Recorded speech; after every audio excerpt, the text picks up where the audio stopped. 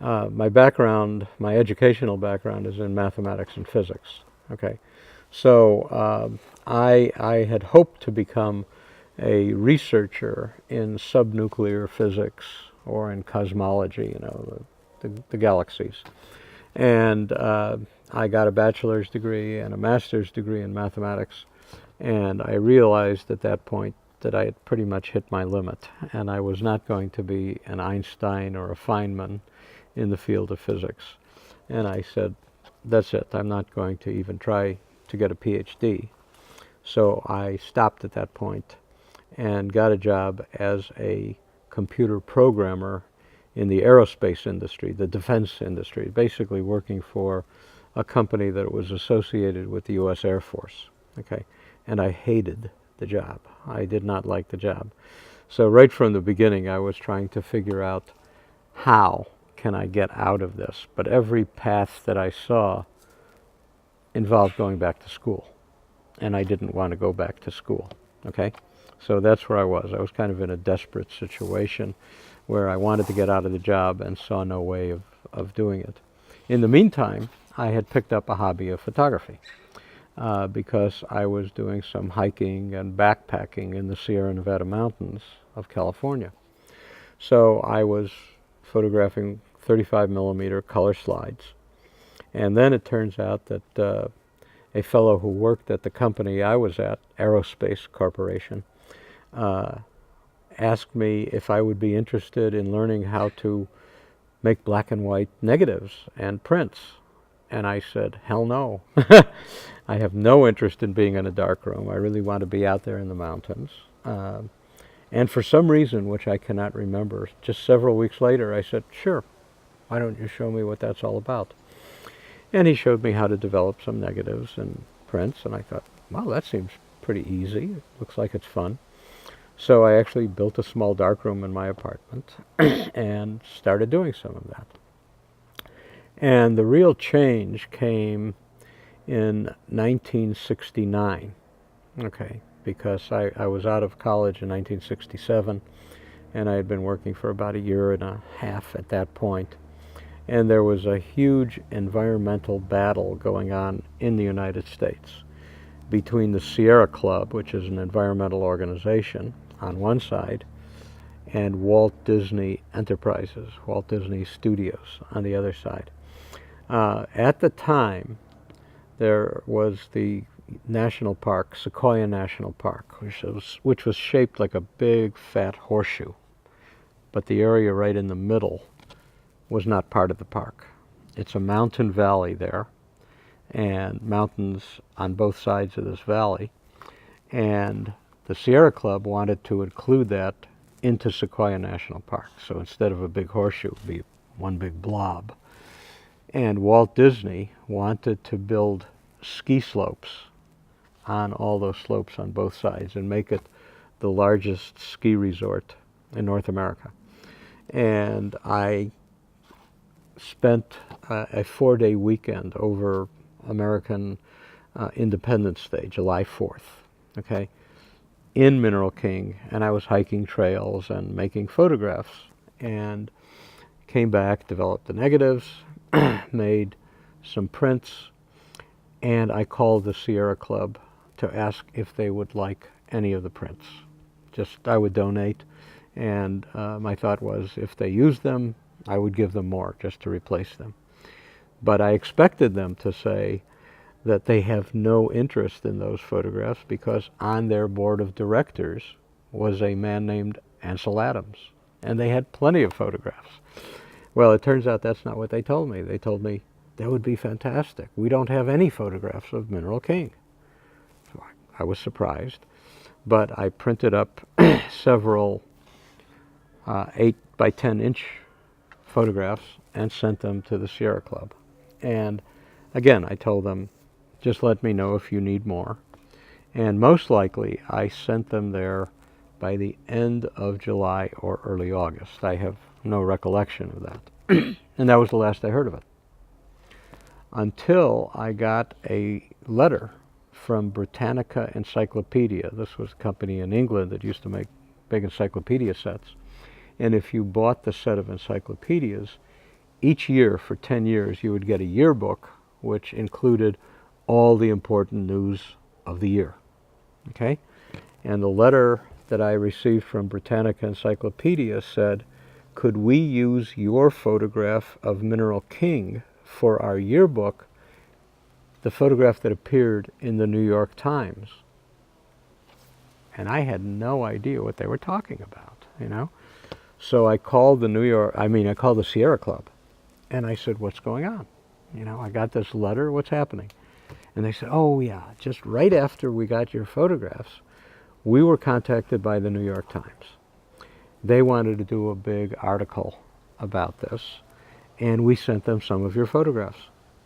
And I said, wait a minute, weren't you supposed to tell me about this? And they said, well, yeah, but there was a big rush and we forgot, you know. So I asked them if there was somebody at the New York Times I could contact about this. And they gave me a number, and I called the fellow, and he told me it was published in the August 18th edition of the paper. And the only reason I remember that date is that it happens to be my sister's birthday. Okay? So living in Los Angeles at the time, I found a place that distributed the New York Times, and I got a back copy from 18th of August. And I had no idea where in the paper it was. But I was going through all the different sections. I was going through the magazine section. Sunday, it was a Sunday, and they have this regular weekly magazine. And suddenly I turn a page, and here's a 2-page photograph, and it's my photograph.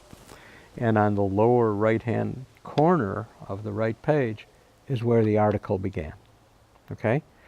And then it went on for about 7 or 8 pages, and long article with a few more photographs and a couple of maps, and a couple of the other photographs were mine also. There were a few other people's, but they gave me name credit. And I thought, this was amazing, you know. I mean, here's my name in the New York Times, you know. And I called the New York Times after that, and I said, you know, thank you very much for using my photographs and giving me name credit, but I'm curious about one thing. Do I get paid for this? And they said, yeah, but we didn't have any address, we didn't have anything, so they weren't going to search for it. So I gave the fellow my address at home, and a few weeks later, in my mailbox in the apartment, there's an envelope with the return address from the New York Times. And I remember just opening the envelope right at the mailbox, and I pulled out this check. It wasn't very much, but it was a check, you know. And I was standing there looking at this check, and the only thought that went through my mind was, I could go camping and get paid for it. This is for me. That was it. It was literally right at that moment I decided I'm going to go into photography. So that was it. And I quit work, you know, not right away. I basically stopped working. A year and a half later, they noticed, and they told me to leave. So I left, and I went into photography. And basically, I realized very quickly, even though what I really wanted to photograph were the mountains and the trees and the rocks and the water and all that, nobody needed any of my photographs, or probably even wanted them. So I had to do something to earn a living. And I had always been interested in architecture. So I tried to go into commercial architectural photography, and did. So, you know, I realized I needed to earn a living somehow, and I was able to get into doing that. And I didn't have to work very often. The pay was very good when I did work, so it allowed me to really do my own work over a period of time. And I was very lucky. You know, in Germany, you would have to become an apprentice, you would have to go to school. I didn't do any of that stuff. Nothing like that exists in the United States. So that's how I got into photography.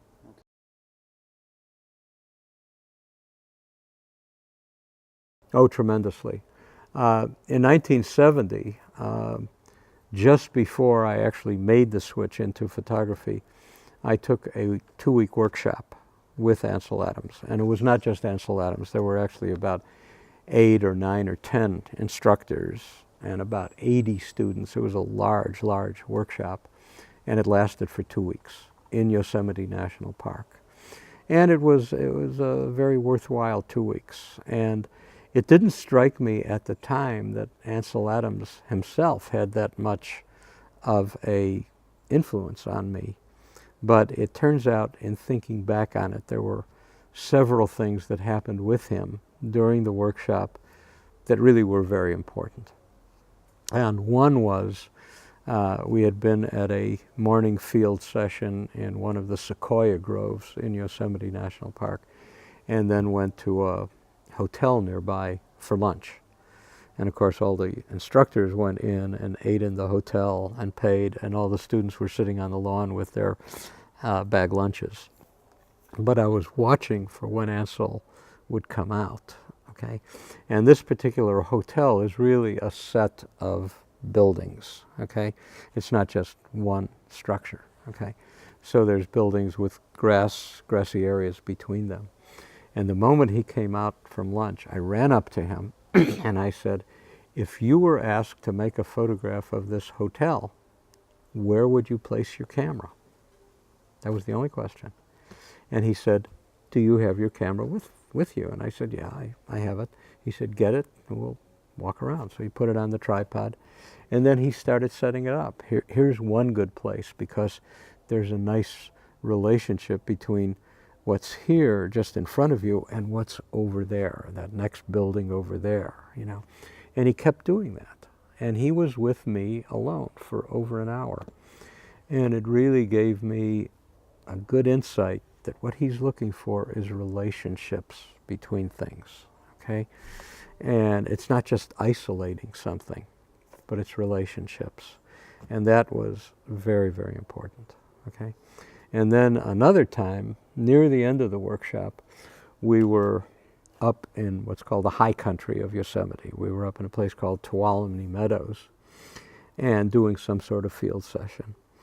And I walked over to him during a little break and I said, could I ask you about one of your photographs? I wanted to ask him about the printing of a particular photograph. And it's a famous photograph of his called Clearing Winter Storm, Yosemite. So there's snow on the whole valley. And he said, sure, you know. And I asked him, on the right side of the photograph is Bridal Veil Falls. And it's very bright and luminous. I asked him if he dodged it, you know, just blocked out a little bit of light to make it lighter in the print. And I really expected him to say, I'm sorry, I don't talk about my printing, that's secret, you know. But that's not what he did. Instead he said, oh, no, in fact it's so bright there, I have to burn it, I have to make it darker for that. And then he basically went through the whole print and talked about darkening it here and lightening it here and doing this here and that there. And I was amazed. I thought, wow, he doesn't have any secrets. You know, he's willing to talk about exactly how he made that print. Wow, that's amazing. And I remember thinking at the time, just a weird thought, that if I'm ever in that position to be a teacher like that, I would do the same thing. Yeah, you do. Yeah, and I've been teaching for years, and I do the same thing. If a person asks me a question, I give them all the information I can. You know, there's no secrets. And it turns out that all the photographers that I work with on my workshops have exactly that same attitude. Very open attitude. There's no secrets, you know. So it's not just me. Yeah. Okay.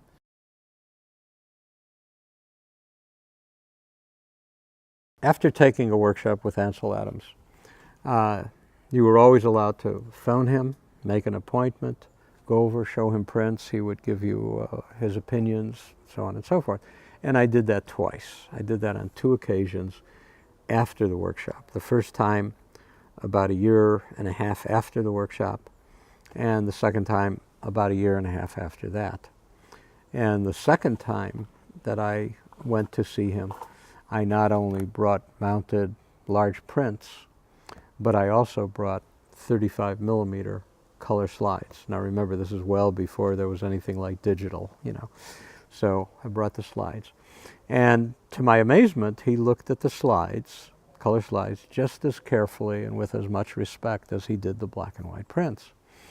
And after looking at both, he turned to me and said, if I were you, I'd stop shooting black and white. And I immediately thought, that's it. I've got to stop shooting color. Okay. Now the reason for that was, to me, very obvious. Even though he just said, stop shooting black and white, I really wanted to do very good black and white work. Okay. And it immediately occurred to me that what he was actually saying was, your color seeing is better than your black and white seeing. And I instantly realized if I wanted to improve my black and white seeing, I had to get color out of the picture. I just had to concentrate on black and white. So I basically knew immediately what I had to do, and I actually, in my mind, thanked him very much for that, for what he had said, because it told me where I had to go. Okay. And I started seeing differences right away. The moment I stopped shooting color, I was really concentrating on understanding what that color green or that color red meant in black and white. And it started meaning something much more to me. So that was useful.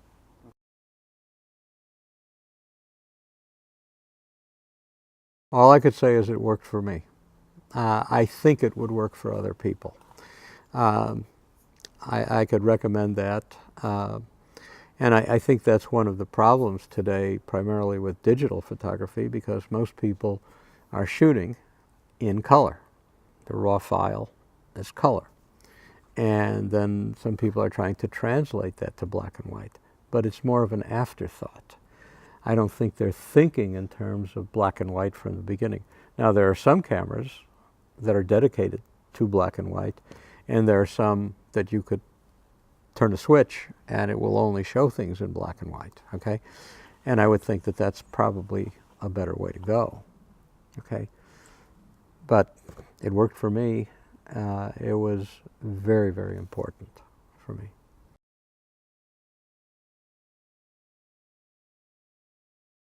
I think you just have to concentrate on what's important to you, because that's the only place where you're going to make important statements. And basically, you're making a statement through photography, just as Beethoven made a statement through music, okay? Or Ansel Adams made a statement through photography. And all the great photographers, you look at what they did, and they worked in the area that meant the most to them, okay? So Ansel Adams didn't do portraits, okay? I mean, he may have done a few portraits, but that's not what he's known for. He's known for his landscape work, because that's what meant the most to him, okay? And you have to find what really means the most to you. There's another photographer, not very well known in the United States, except by other photographers, named Frederick Sommer, who said, subject matter is subject that matters, okay? It's got to matter to you. It has to mean something to you. It has to be very important to you, or you can't say anything important about it, okay? And that's where you're going to do your best. And then you just have to just do your best. And eventually, if you have a strong feeling and you have an eye for photography, and what does that mean? We'll go into that in a moment. Then you're going to make your best statements. But any photographer has to recognize that the only thing that either film or digital sensors record is light levels. That's all it records. It doesn't know a face from a tree, from a mountain, from a rock, from anything. It just records light levels. That's the tool of photography, is light. And you have to understand how the camera records it, because your eye records it very differently. So you have to see how the camera, understand how the camera responds to light. Because we, as people, look at objects. We look at a tree, a face, a mountain, a building. Camera doesn't know about any of that stuff. It just knows light levels. All it sees is levels of light. So when you're behind the camera, that's what you have to learn to see. Not the object, but the light on the object and what it does. That's the important thing. It's a completely different way of seeing. Most people don't understand that. They feel, I have a camera, it could be a cell phone, okay? I could see a pretty scene, so I could take a photograph, so I'm a photographer. They have no understanding of light, okay? They think as long as I could see something that's pretty, I could make a good photograph and I'm a great photographer. But really, that's like thinking if I have a pen in my hand, I'm a great writer. And nobody feels that way. But photography seems to be, to most people, so simple that as long as I have a camera, I could be a great photographer. But they don't understand light. That's where you really have to begin. And then you have to understand the relationships of forms within the scene. And when you get particular interactions of forms, then you really have something special. Then all of a sudden somebody passing by goes, wow, look at that. How did he see that? You know? And that's when you're really doing something. That's when you're going to become a master. When you really understand those things and it means something to you.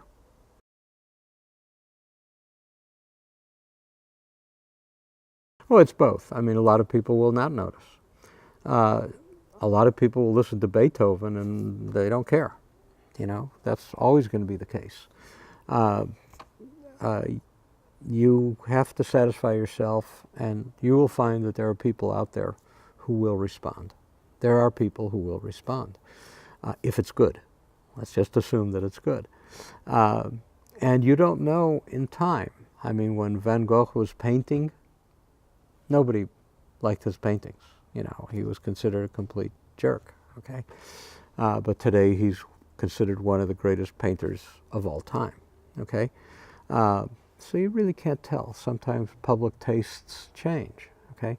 But if you're doing something that's really meaningful to you, in most cases, there will be people out there who will respond. Okay. But you can't go for that. You can't do something with the eye of, I have to please somebody out there. You have to please yourself, and they have to come to your work. You can't go out trying to say, who is going to respond to this? That doesn't work.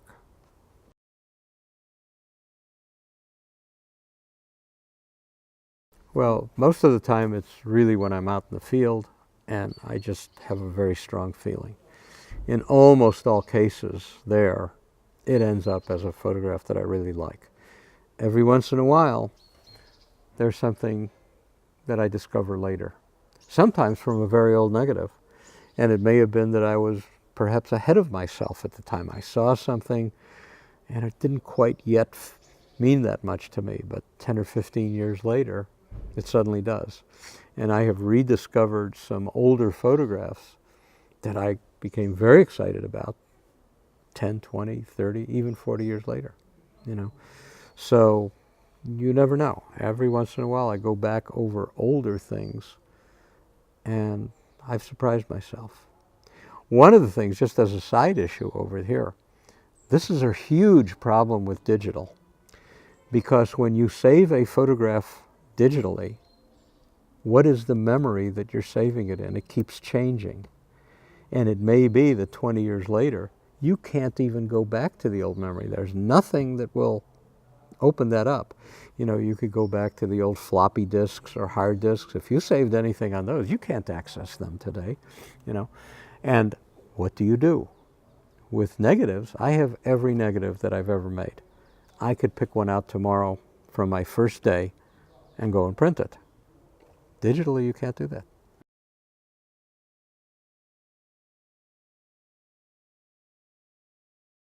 Oh yeah, there is.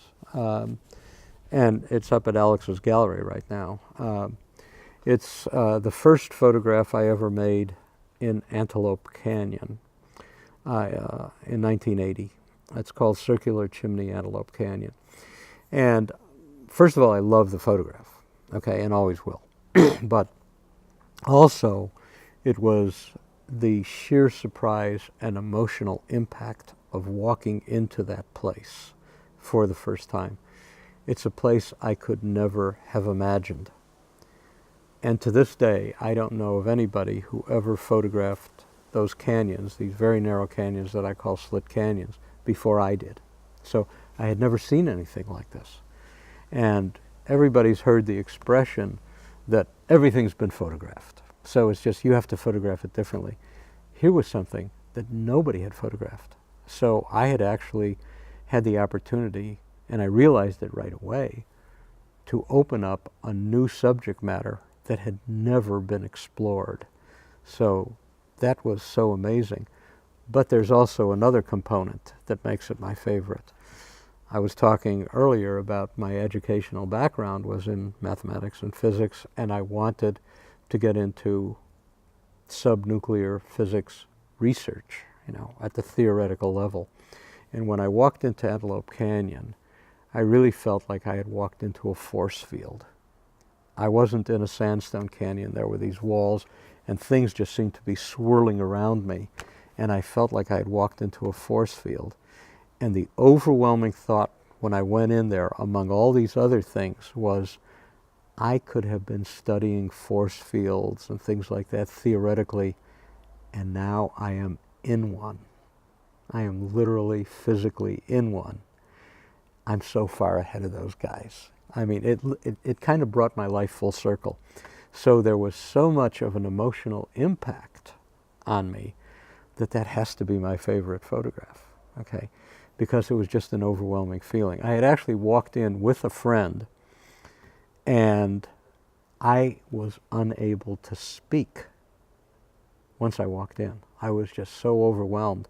And we started going through the canyon. It gets very dark in parts of it because it's so narrow.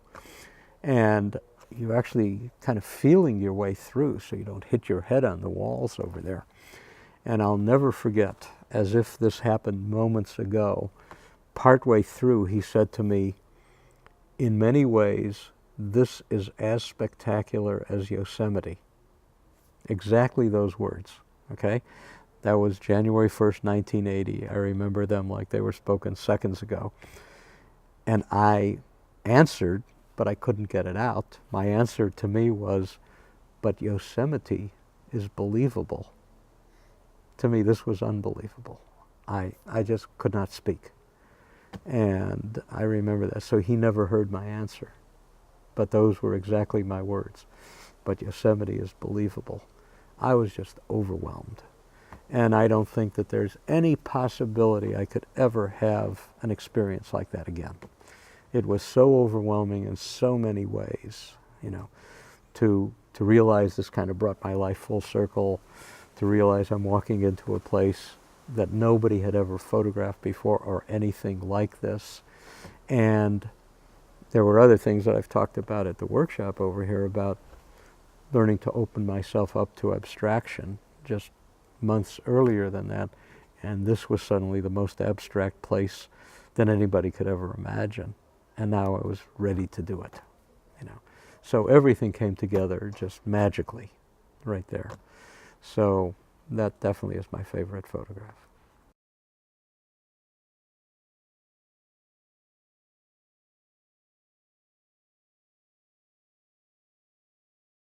I would hope so.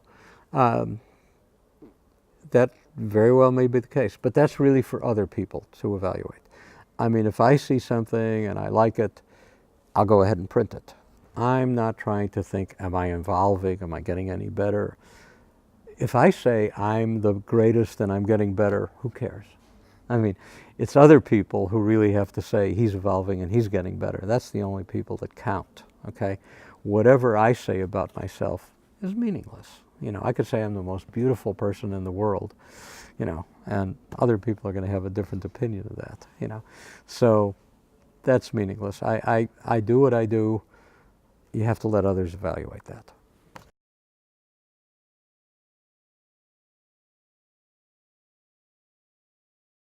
I do still film and darkroom with black and white, traditional, but all my color work now is digital. So I'm doing both, okay? But I came from a tradition and a method of setting up a large camera, and that takes time and it takes effort. So I look a lot before I shoot, and I still do that digitally.